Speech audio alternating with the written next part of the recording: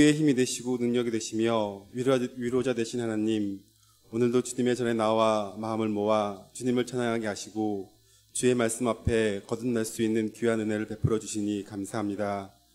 지난 시간을 되돌아볼 때 세상 사람들의 방식에 따라 죄악 가운데 생활해 왔음을 고백합니다. 주님을 의지하며 살아간다 말하면서도 나의 생각과 염려 속에 세상의 방법만을 구하며 살아왔음을 고백합니다.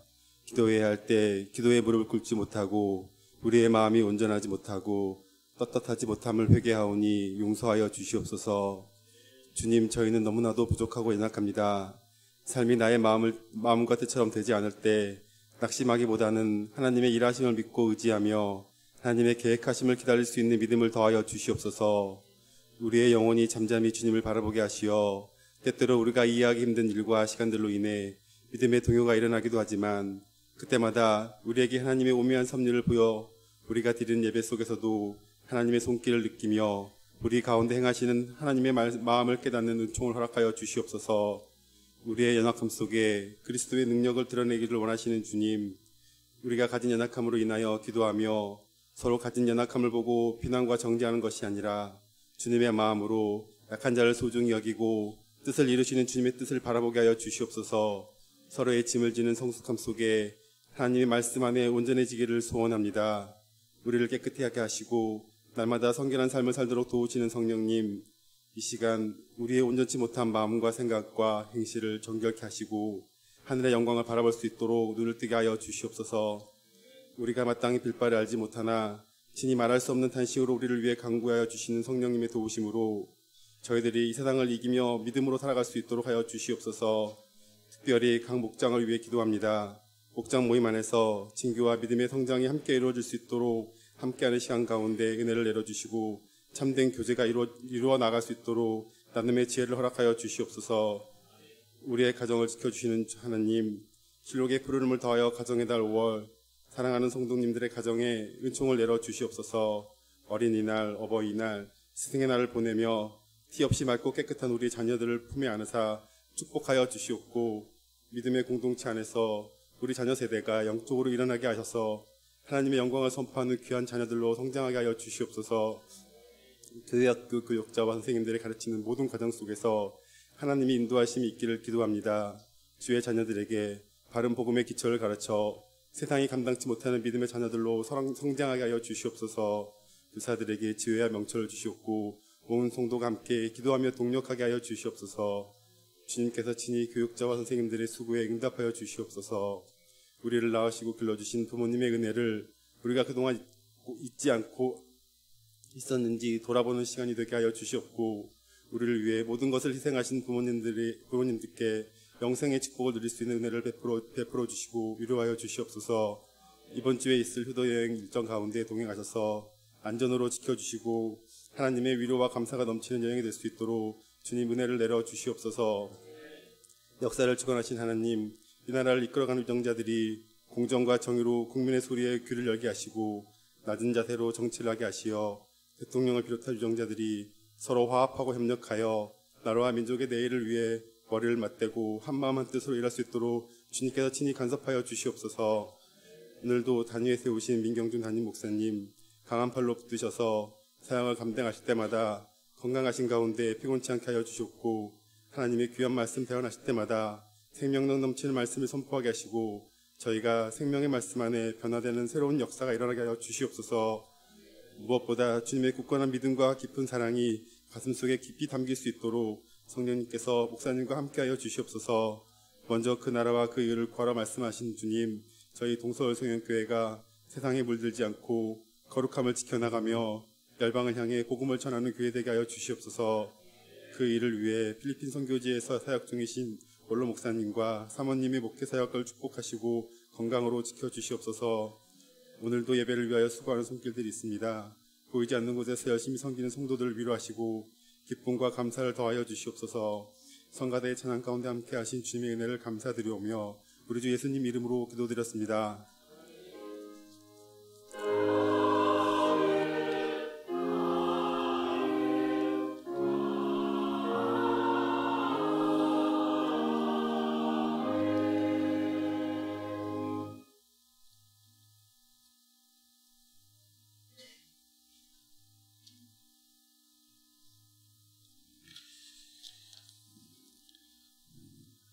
하나님 말씀 보겠습니다. 여호수아 9장 3절에서 6절 말씀입니다. 여호수아 9장 3절에서 6절 우리 한 절씩 교독해서 보겠습니다. 제가 먼저 봅니다. 기브온 주민들이 여호수아가 여리고와 아이에 행한 일을 듣고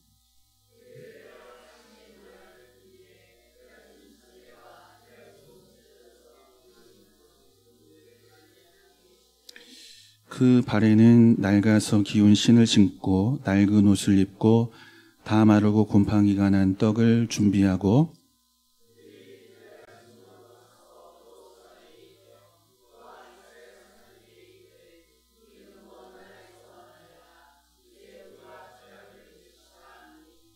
아멘.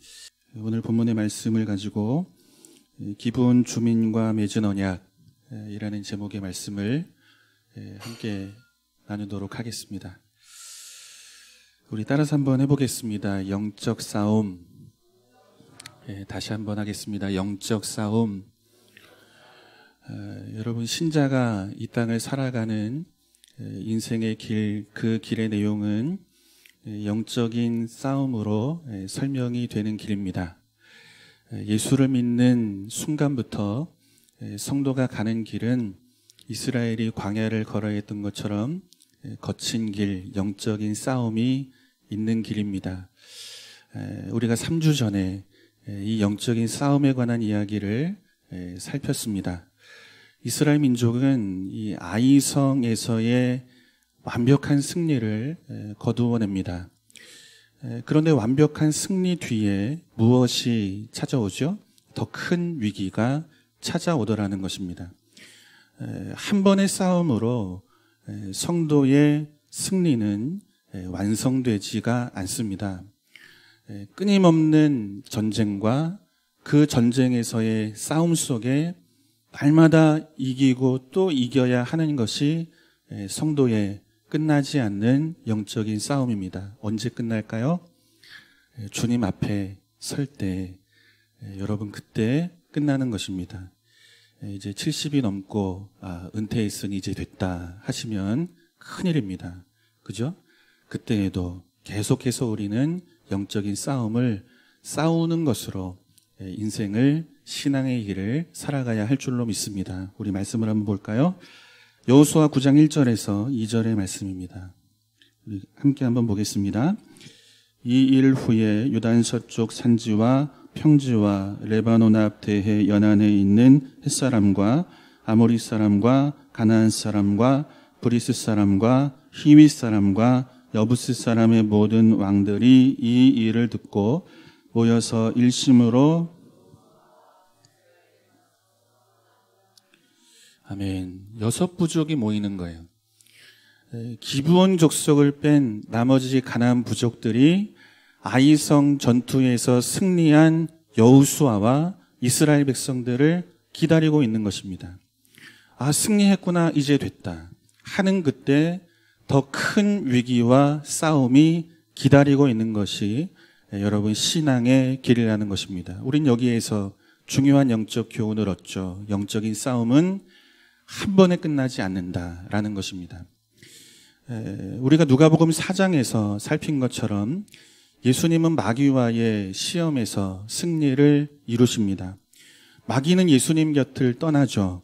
그런데 성경은 그 장면을 이렇게 설명하고 있습니다. 따라서 한번 해보겠습니다. 얼마 동안 떠나니라. 한 번 더요. 얼마 동안 떠나니라. 아주 떠나는 게 아니죠. 그죠? 예수님이 이기셨습니다. 하나님이신 예수께서 마귀와 시험에서의 승리를 거두셨습니다. 완벽하게 이기시고 승리한 거예요. 주님 곁을 마귀가 떠납니다. 그런데 떠나는 장면을 성경은 이렇게 설명하고 있어요. 얼마 동안 떠나니라. 또 온다는 거죠. 내가 지금은 잠시 떠나고 뒤로 물러가지만 다시 와서 내가 예수가 가는 길을 가로막고 예수를 무너뜨릴 것이라. 이것이 마귀가 성경이 설명하고 있는 내용이에요. 마귀를 설명하고 있는 내용이에요. 그러니 믿음의 길을 가는 우리의 인생은 어떻겠습니까? 끊어지지 않는 반복되는 주님 앞에 설 때까지 이 영적인 싸움은 끝나지가 않는다는 것입니다. 기도와 말씀을 놓을 수가 없는 거예요. 기도와 말씀을. 예배를 놓을 수가 없는 거예요. 사랑하는 성도 여러분, 주님 앞에 서는 그날까지 한 번 이긴 것으로 끝나지 않은 반복되는 이 영적인 싸움을 기도와 말씀을 붙잡고 승리할 수 있는 저와 여러분 될 수 있기를 주님의 이름으로 축원합니다. 가정을 지켜야 되는 거예요. 그죠? 교회 공동체를 지켜야 되는 거예요. 마귀는 끊임없이 우리의 가정을 삼키고 잠시 떠났다가 다시 돌아와 우리 교회를 삼키고 우리 성도들을 삼키고 우리의 자녀들을 삼키기 위해 그렇게 애를 쓰는 거죠. 여러분이 영적인 감각이 우리 안에 날마다 더하여서 이 영적인 싸움에서 가정도 지키고 교회도 지키고 우리의 인생과 우리의 자녀들 잘 지켜가는 그런 은혜가 있기를 다시 한번 부탁을 드립니다. 기도와 말씀을 놓고는 안 되는 일인 거예요. 그죠? 예수님이 마귀와의 시험을 말씀으로 이기시잖아요. 그죠? 기도와 말씀을 놓고는 이 싸움에서 우리는 이길 수가 없습니다. 바라기는 이제 이후로 우리의 기도와 또 말씀 생활, 예배 생활이 주 안에서 더 온전하게 세워지는 저와 여러분 될 수 있기를 주님의 이름으로 부탁을 드립니다. 이것이 우리가 3주 전에 함께 살폈던 말씀의 내용입니다. 그리고 오늘은 이 6 부족과 연합하지 않았던 기브온 족속, 이들과 이스라엘이 화친을 맺은 이 장면 속에 성경이 우리에게 가르치는 내용이 무엇인지를 함께 묵상해 보려고 합니다. 우리 말씀을 먼저 한번 보겠습니다. 신명기 7장 1절에서 3절의 말씀이에요. 우리 한 절씩 한번 봅니다. 내 하나님 여호와께서 너를 인도하사 내가 가서 차지할 땅으로 들이시고 내 앞에서 여러 민족 헷 족속과 기르가스 족속과 아모리 족속과 가나안 족속과 브리스 족속과 히위 족속과 여부스 족속 곧 너보다 많고 힘이 센 7 족속을 쫓아내실 때에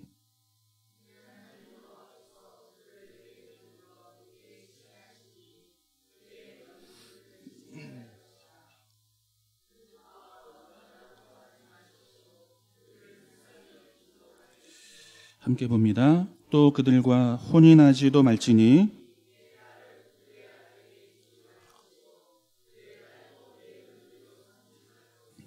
아멘. 오늘 본문의 말씀을 설명할 때면 항상 인용하는 말씀이 바로 이 신명기 7장의 말씀입니다.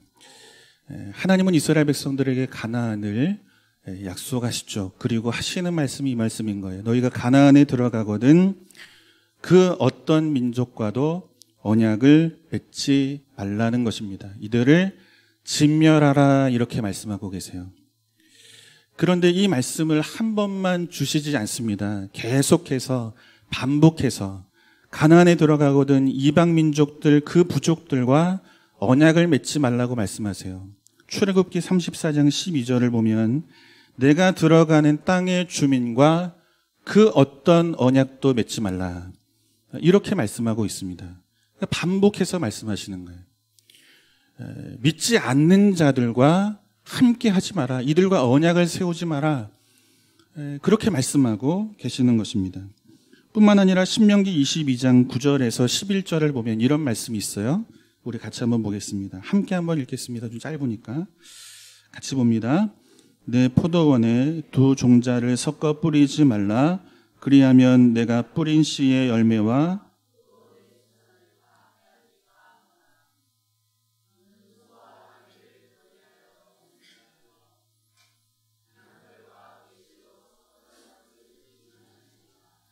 아멘. 거룩한 것과 속된 것은 함께 할 수 없다. 이것을 말씀하고 있는 거예요. 거룩한 것과 속된 것은 함께 할 수 없다.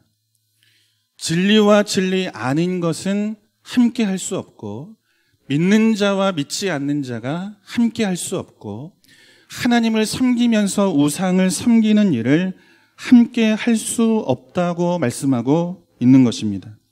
그래서 주시는 말씀이 이 말씀인 거예요. 그들과 언약도 맺지 말고 그들을 불쌍히 여기지도 말고 그들과 혼인도 하지 말고 다 진멸하라. 이렇게 말씀하고 계시는 거예요. 거룩한 백성으로 부름받은 우리가 속된 것과 함께하는 것을 하나님은 가장 가증히 여기는 일로 여기고 계시는 거죠. 함께하지 말라는 거예요. 다 진멸하라 말씀하고 계십니다. 그러니까 굉장히 이 가혹한 그런 말씀처럼 우리에게 읽혀지는 말씀이죠. 다 진멸하라 하시니까. 그런데 여러분 가만히 우리가 생각해 볼 것이 있습니다.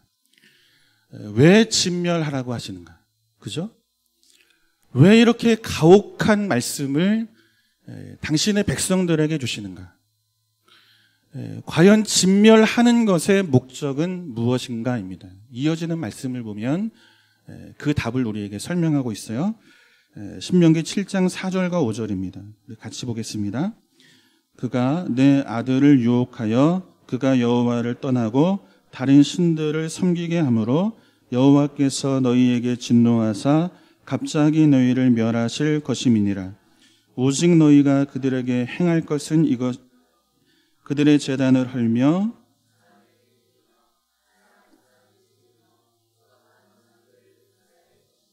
아멘. 여러분, 진멸의 목적이 어디 있습니까? 진멸하는 것에 있습니까?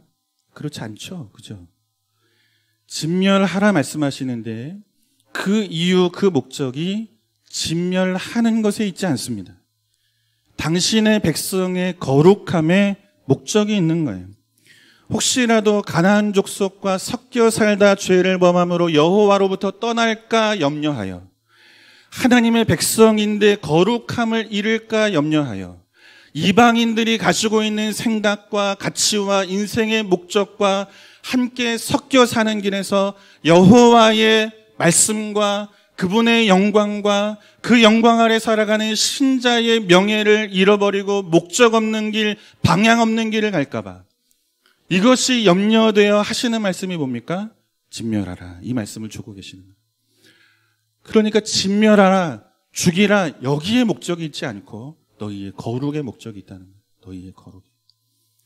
내 백성, 내 자녀, 그 이스라엘이라는 그 이름의 거룩함을 지켜내시기 위해 주님이 이 말씀을 당신의 백성들에게 주고 계시는 것입니다.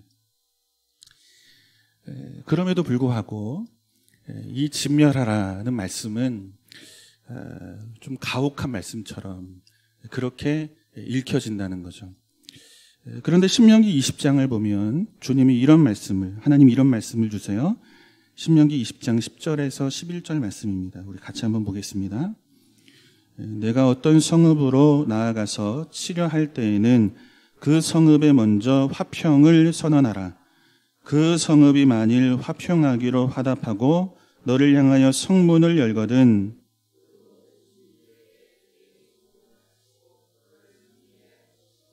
아멘. 여지를 두시죠. 그죠? 7장의 말씀에서는 진멸할 것을 말씀하세요. 그런데 20장 말씀을 보면 여지를 두십니다. 화평을 선언하라. 진멸하기 전에 화평을 선언할 것을 말씀하세요. 이게 원어를 보면 카라레 샬롬이라는 히브리어입니다. 카라레 샬롬. 직역을 하면 화평의 조약을 맺다라는 뜻이에요. 화평의 조약을 맺다.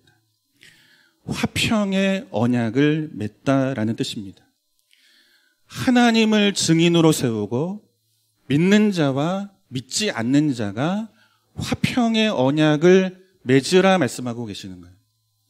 하나님을 앞에 두고 생명의 공동체, 믿음의 공동체 안에 있는 이스라엘 공동체와 생명 없는 자들, 믿음의 공동체 안에 들어와 있지 않은 이방의 공동체가 함께 화평의 언약을 맺을 것을 말씀하고 있는 것입니다. 전쟁하기 전에, 이들을 진멸하기 전에 이들이 성문을 열고 너희가 제시하는 화평의 조약을 받으면 이들과 화평하라 말씀하시는 거예요.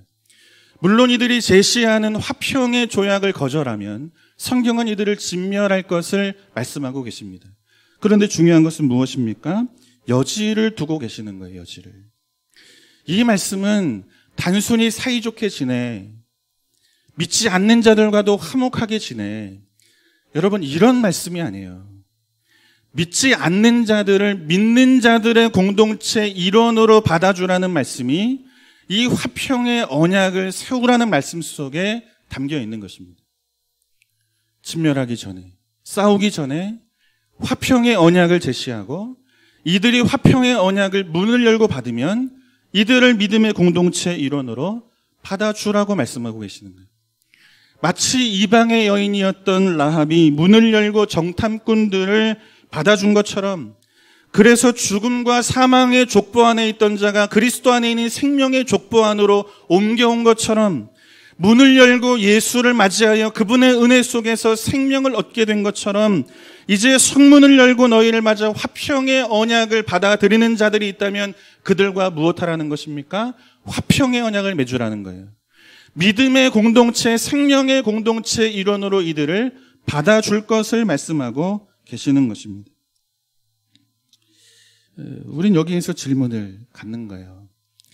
신명기 7장에는 여지가 없는데 신명기 20장에는 여지를 두시는 거죠. 불쌍히 여기지도 마라. 결혼도 시키지 마라. 다 진멸하라. 언약을 맺지 마라. 이렇게 말씀하시던 분이 이제는 여지를 두는 거예요. 진멸하기 전에 이들과 화평의 조약을 맺으라. 왜 여지를 두시는가? 그 답이 신명기 20장 15절에 기록되어 있습니다. 여러분, 이 말씀을 한번 주의 깊게 한번 보셔요. 그러면 이 말씀 속에 답이 보입니다. 우리 같이 한번 볼게요. 같이 읽습니다. 내가 내게서 멀리 떠난 성읍들,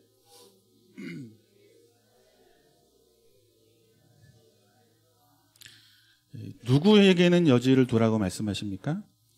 내게서 멀리 떠난 성읍들, 곧 이 민족들은 누구를 말합니까? 하나님이 이스라엘 백성들에게 약속하신 가나안 땅, 그 땅 안에 있는 7 부족들, 그 부족들에게 속하지 않은 자들에게는 이같이 행하라 말씀하시는 거예요. 여지를 두라는 거죠. 가나안 부족 안에, 가나안 땅 안에 살고 있는 7 부족에게는 여지를 두지 말라고 말씀하시고, 그 가나안 땅 밖에 있는 자들을 향해서는 여지를 둘 것을 말씀하고 있는 거예요. 진멸하기 전에 이들을 화평의 조약 앞으로 불러내라, 이렇게 말씀하고 계시는 것입니다. 결국 가나안 땅 안에 있는 7 족속과 가나안 땅 밖에 있는 족속을 하나님은 뭐 하시죠? 구별하고 계시는 거예요. 이들을 나누어 말씀하고 계시는 것입니다. 가나안 땅 밖에 있는 자들과는 할 수만 있으면 화평하되 가나안 땅 안에 있는 7 부족과는 화평할 수 없다. 이것을 말씀하고 있는 거예요. 여러분, 그 이유가 무엇이겠습니까? 가나안은 어떤 곳입니까? 하나님의 주권과 통치가 머무는 곳이 여러분 가나안 땅인 줄로 믿습니다. 다른 주권이 있을 수 없는 곳이에요, 가나안은. 하나님 나라의 가치와 충돌하는 세상의 가치가 이 가나안 땅에는 심겨지고 세워질 수가 없는 거예요.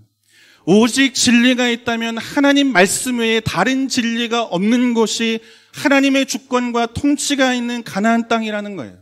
오직 하나님만이 하나님으로 존귀하게 세워져야 하는 곳, 다른 것은 그 어떠한 영광도 존귀도 거둘 수 없는 곳, 오직 하나님만이 주인으로 서 계시는 곳이 바로 가나안 땅, 그분의 주권과 통치가 있는 땅이라는 것입니다.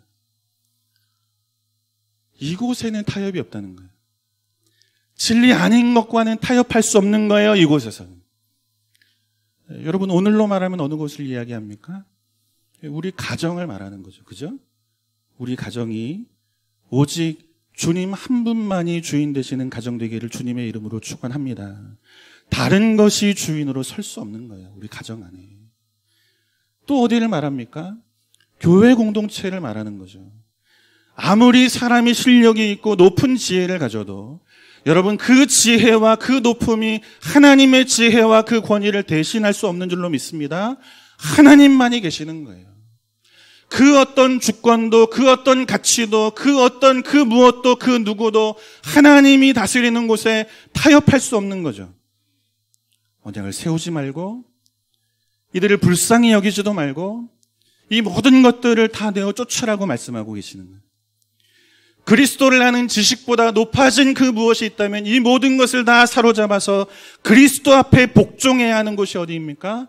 바로 가나안 땅, 교회요, 우리의 가정이라는 거죠. 이곳에는 화평이 없습니다. 오직 하나님만이 계시는 거예요. 이곳에는 우리의 생각도 없습니다. 오직 말씀만 있는 거예요. 그 말씀 앞에 순종만 있는 거예요. 그래서 이 가나안 땅, 하나님께서 당신의 백성들에게 주시는 이 약속의 땅, 하나님의 주권과 통치 외에 그 어떤 것도 주장할 수 없는 이 가나안 땅은 화평할 수 없는 곳이에요. 오직 하나님만으로 온전해지는 땅, 이것을 말씀하고 계시는 것입니다. 그래서 신명기 2장의 말씀을 보면 여러분 집에 가서 한번 쭉 보세요. 그러면 이 요단 동편에 있는 세 족속에 대한 이야기를 기록하고 있습니다. 요단 동편이 어디입니까? 가나안 땅 바뀌죠? 약속의 땅 바뀐 거예요. 그곳에 있는 족속들에 대해서 이렇게 말씀하세요. 에돔과 다투지 마라. 진멸하라고 말씀하지 않으세요. 이 가나안 땅, 하나님의 말씀과 진리와 주권이 가득한 곳, 그 밖에 있는 곳에 이 에돔 족속과는 다투지 마라. 모압 족속을 괴롭게 하지 말고 그들과 싸우지 마라. 암몬 족속과 괴롭게 하지 말고 그들과 다투지 마라. 할 수만 있으면 이들과 화평할 것을 말씀하고 계시는 것입니다. 이 가나안에는 들어올 수가 없는 거예요. 다른 것이. 그런데 그 밖에 있는 곳, 하나님의 통치 밖에 있는 곳, 그곳에 있는 자들과는 할 수만 있으면 화평하라. 이 말씀을 주고 계시는 거죠. 그런데 여러분, 이 사실을 누가 압니까? 기브온 족속이 아는 거예요. 기브온 족속. 이제 오늘 본문으로 돌아오면 이 본문이 충분히 이제 이해가 되는 거죠. 우리 말씀을 한번 다시 봅니다. 본문 3절에서 6절 같이 한번 읽겠습니다. 기브온 주민들이 여호수아가 여리고와 아이의 행한 일을 듣고 꾀를 내어 사신의 모양을 꾸미되 헤어진 전대와 헤어지고 찢어져서 기운 가죽 포도주 부대를 나귀에 싣고 그 발에는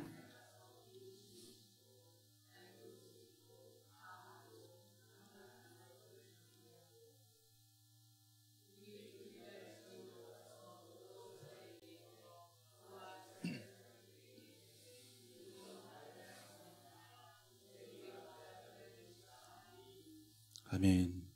어디서 왔다고 말하죠? 먼 나라에서 왔다는 거죠. 그죠? 우리 너희와 싸울 마음이 없다. 먼 나라에서 왔다. 우리가 다 안다. 하나님이 너희에게 하신 말씀 다 알아. 가나안 부족들은 다 진멸되지만 밖에 있는 자들은 살려두라고 화평의 조약을 맺으라고 하나님 하신 말씀 우리가 다 알아. 이 얘기인 거예요. 그래서 멀리서 온 것처럼 그들의 행색을 남루하게 꾸미고 있는 거죠. 헤어진 전대와 가죽 부대를 나귀에 싣고 옵니다. 낡은 옷과 신을 신고 곰팡이가 난 떡을 가지고 이스라엘 백성들 앞에 옵니다. 우린 너희와 싸울 마음이 없고 하나님이 말씀하신 대로 다만 너희가 우리 앞에 행하기를 원하노라. 조약을 맺자는 것입니다. 화평의 조약을 맺자는 것입니다. 그렇다면 이 가나안 땅 밖에 있는 부족들을 이렇게 구별하시는 것으로 성경이 우리에게 가르치고자 하는 것은 무엇인가입니다. 그죠? 왜 하나님이 이것을 구별하시는가? 언약의 땅과 그 땅 밖에 있는 자들을 구별하시는가? 이 구별됨을 통해서 오늘 이 시대를 살아가는 그리스도인들에게 하나님은 무엇을 가르치고 요구하시고 목표를 두고 계시는가?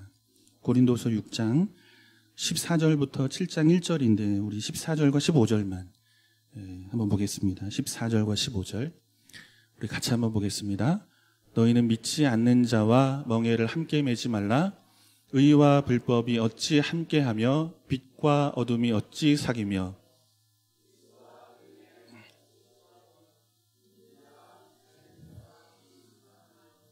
아멘. 믿는 자와 믿지 않는 자는 함께 멍에를 맬 수 없다. 이렇게 말씀하십니다. 우리가 앞서 신명기 22장 10절에서 살폈습니다. 소와 나귀를 한 겨리로 묶지 말라. 이렇게 말씀하고 계세요. 그런데 여러분 가만히 보세요. 소와 나귀는 기능적으로는 아무런 차이가 없습니다.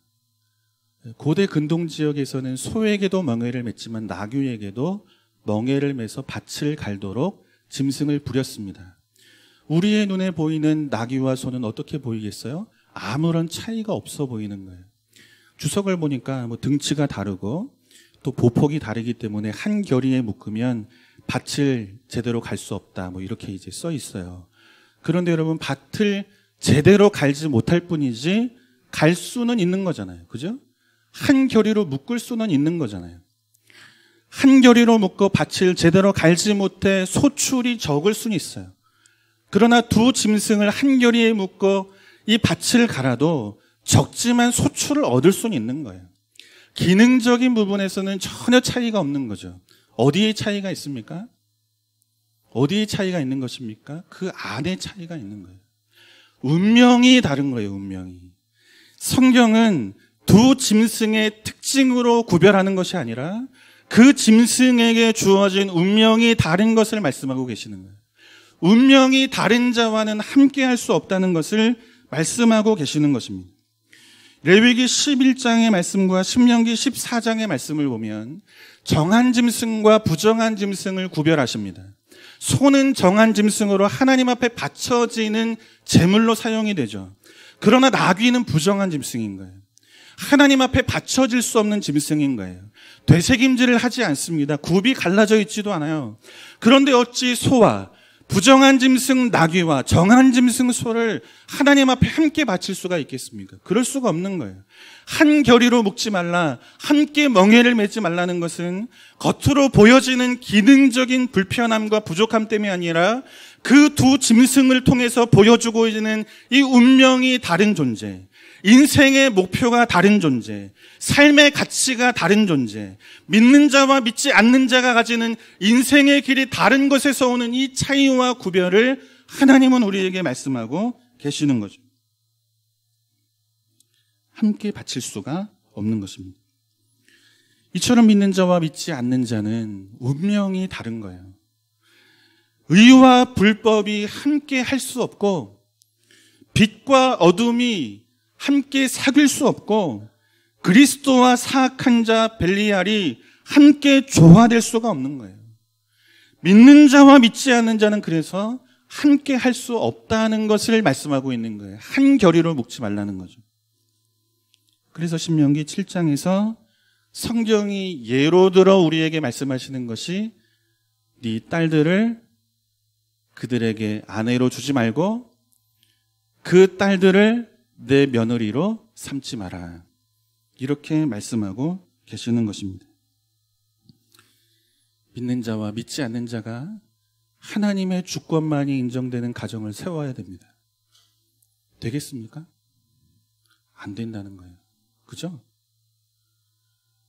믿는 자와 믿지 않는 자가 가나안이라는 약속의 땅 안에서 하나님의 주권만을 인정하며 살아야 합니다. 안 되는 거예요. 내가 살아온 인생의 가치가 세상 안에 묶여 있는데 어찌 한순간에 하나님 나라 가치 앞에 항복하는 인생의 길을 갈 수 있겠습니까? 내 아내를, 내 딸들을 가나안 부족의 며느리로 주지 말고 그들의 딸들을 내 며느리로 삼지 마라. 이 말씀이 이래서 나오는 말씀인 거죠. 그죠? 그런데 문제는 어디에 있습니까? 이스라엘이 운명이 다른 자들, 이 기브온 족속과 화평의 언약을 맺었다는 것입니다. 한 겨리로 묶일 수 없는 자들을 이들이 한 겨리로 묶어 언약을 체결하고 있는 거죠. 사흘이 지나서 이제 여호수아와 이스라엘 백성들이 알게 되는 거예요. 여러분 어떻게 하겠습니까? 어떻게 하면 되겠습니까? 결혼했어요. 그런데 이 사람하고는 같이 신앙생활을 할 수가 없겠네. 사흘 후에 알았어요. 어떻게 하셔야 됩니까? 이혼합니까? 그럴 수가 없는 거죠. 그죠? 늦게라도 알았으니 기브온 족속을 진멸해야 되겠습니까? 그럴 수가 없는 거예요. 진멸이 목적이 아니고 거룩이 목적이기 때문에 그렇습니다. 짐을 짊어지는 거예요. 거룩을 지키며. 이제 물을 수 없는 화평의 언약을 맺었으니 진멸할 수 없잖아요. 그러니 이 진멸할 수 없는 자들과 화목하여 이 짐을 내가 지고 오늘을 사는 거예요. 이들을 끌어안는 것입니다. 어떻게 이스라엘이 이 기브온을 끌어안는가? 본문 9장 27절을 한번 보겠습니다. 같이 읽습니다. 그날에 여호수아가 그들을 여호와께서 택하신 곳에서 회중을 위하여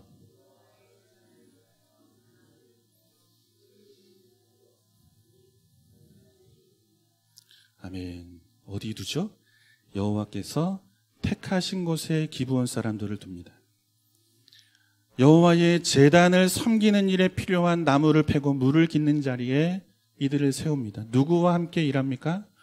하나님께서 이스라엘 족속 가운데 택하신 자 레위인들과 함께 하나님의 성전 그분의 제단을 섬기는 자리에 이들을 두고 있는 것입니다.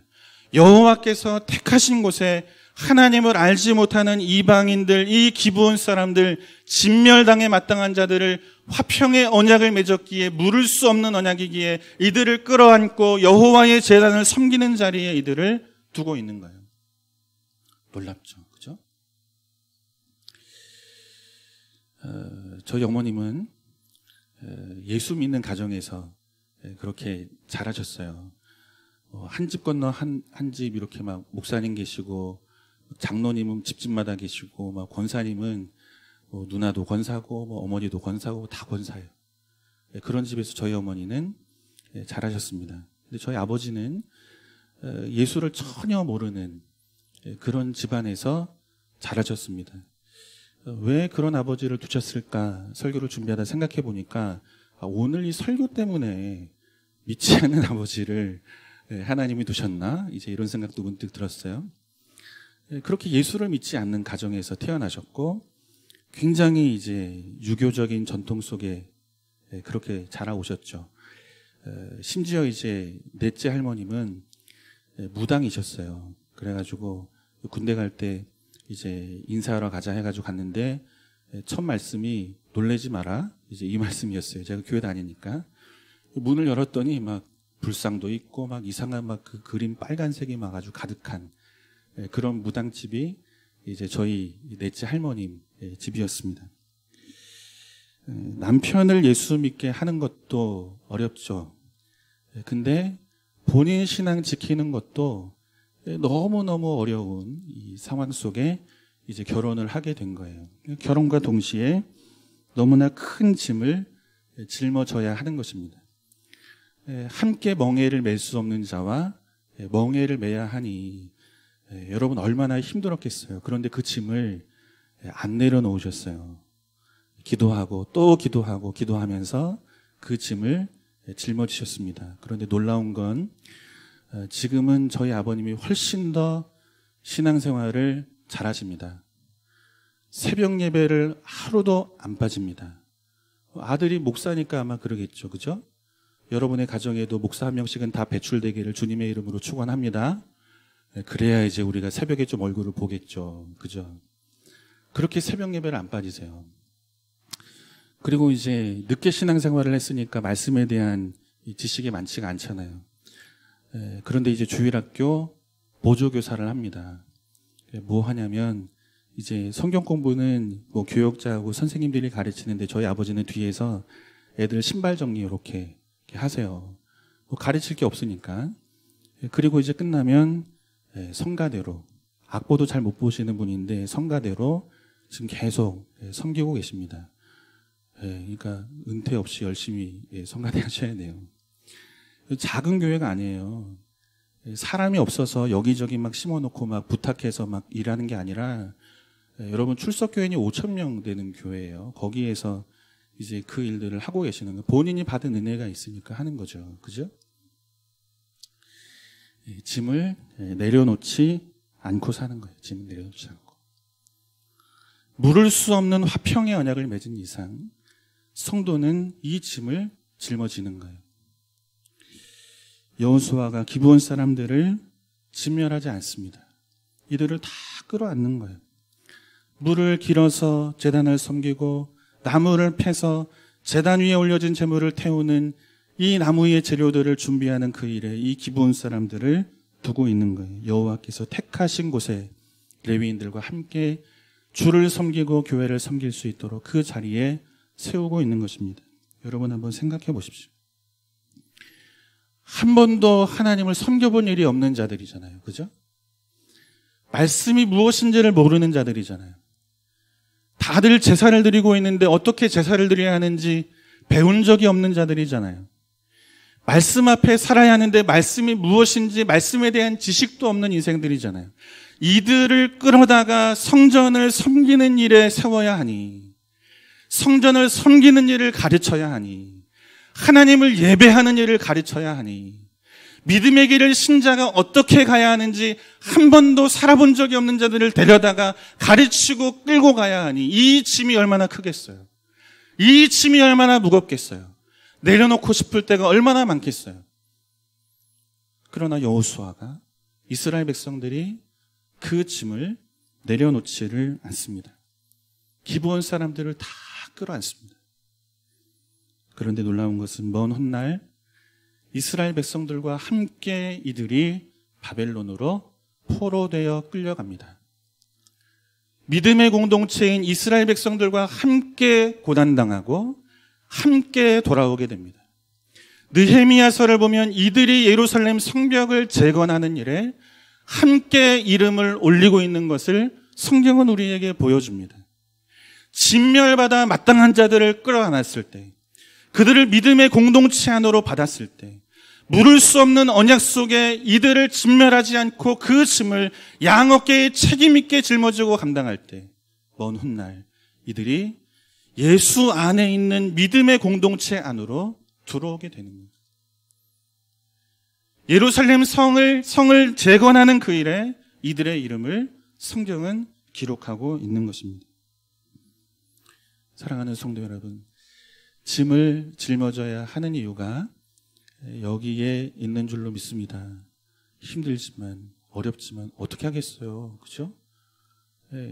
이혼하겠어요, 뭐 어떻게 하겠어요, 그죠? 화평의 언약을 맺은 이상 내 짐입니다, 그죠? 내가 짊어지고 내가 책임지고 내가 그렇게 주님 앞에 끝까지 기도하며 이 길을 가는 거예요. 소망은 뭡니까? 먼 훗날 이들의 이름이 예루살렘 성벽, 무너진 그 성벽을 재건하는데 이들의 이름이 깊이 새겨지고 있는 거죠.